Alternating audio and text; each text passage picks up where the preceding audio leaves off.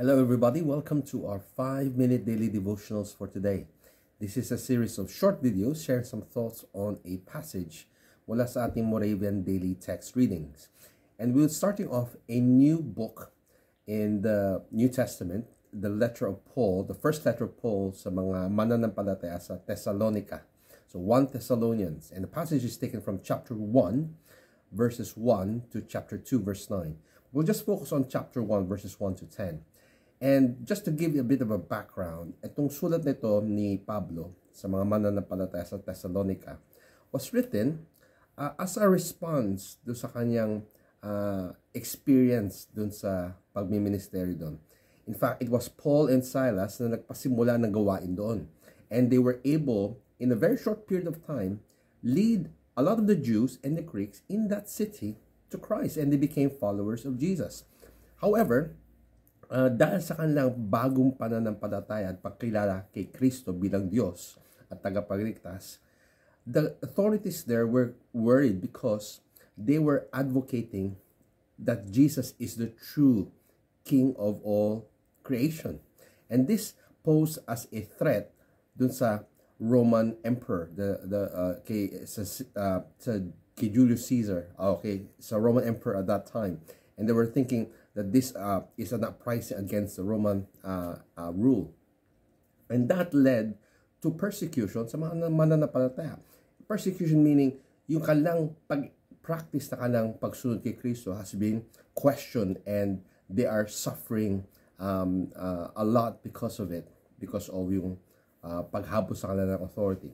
To the point na si Paul and Silas, mabigat sa loob nila, had to leave the place.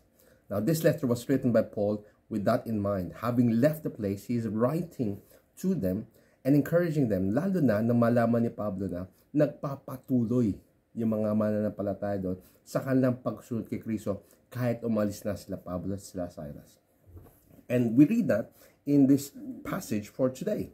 Sabi dito sa verse 2, we give thanks to God always for all of you, constantly mentioning you in prayer. Bakit?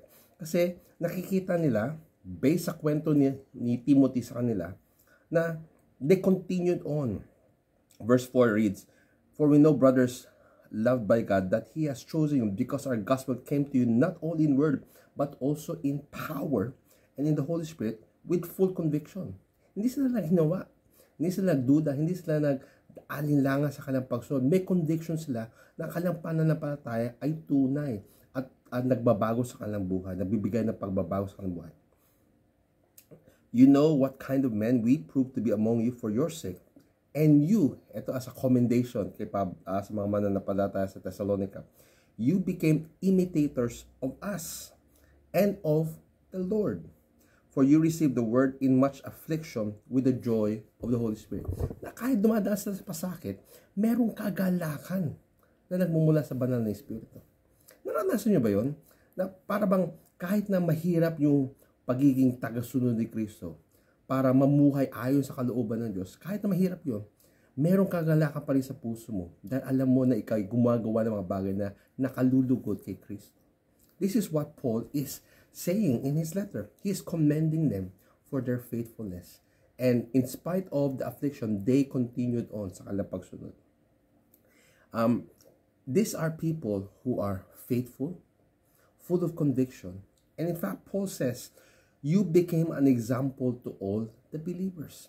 Ganun na lang ang kanyang paghanga sa kanyang pagkilala sa pagkilos ng Diyos sa buhay ng mga mananampalataya sa Thessalonica, that he commends them as being a good example. Are we living our lives in ways na magiging halimbawa, modelo, na nagtuturo sa mga tao patungo kay Kristo? An example of Christ in this time. The Thessalonian believers were such.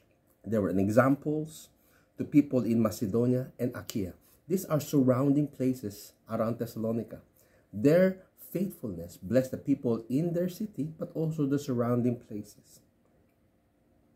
And Paul commends them, knowing that bago sila nakakalala kay Kristo, sila yung nagsisilbi sa mga Diyos-Diyosan.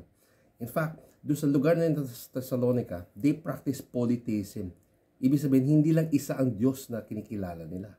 Poly meaning marami, theism is referring to a God. Polytheism. So marami silang Diyos-Diyosan. Paul, because of the changed lives that the people in Thessalonica experienced, recognizes that they have a faith that allows them to turn their backs from idols to serve the living and true God. Anything that draws us away from God serves as an idol.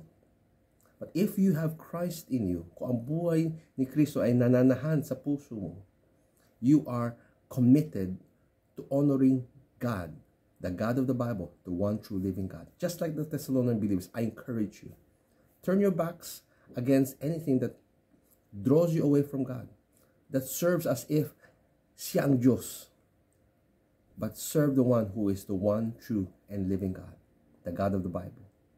Be like the Thessalonian believers and be an example in this day and age.